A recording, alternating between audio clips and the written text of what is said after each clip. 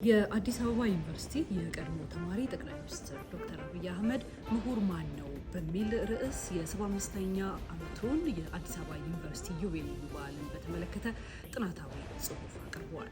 በጥናታዊ ጽሑፉ ጠቅላይ ሚኒስትሩ አሁን ያለው ትውልድ የመገንዘብ አቅሙ ከቀዳሚው ትውልዶች በጉልህ ሁኔታ የተለየና ተስፋን የሚሰጥ ስለመሆኑ አያይዘው ተናግረዋል።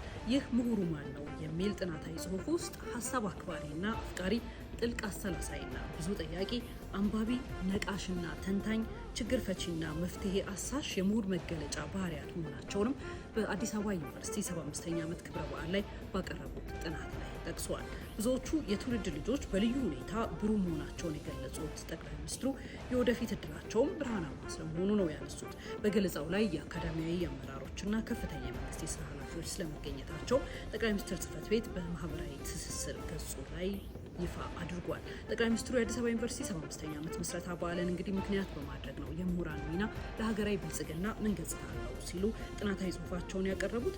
ዛሬ የተካሄደው መርሃ ግብሩ 75ኛ ዓመት የዩኒቨርሲቲውን ኢዮቤልዩ በዓል በተለያየ መልኩ ሲከበር ቆይቶ ማጠናቀቂያው ላይ ትኩረት በማድረግም ነው። የተወደዳችሁ ይህንና ሌሎች የሀገር ውስጥና የውጭ ዘገባዎቻችንን መከታተል ለምትፈልጉ በዜና ኢትዮጵያችን በስፋት ይዘናችኋል። ኢቢሲ.ስትሪምን እየተቀላቀላችሁ እንድትከታተሉት እንጋብዛለን። ሮዛ መኮንን ነኝ።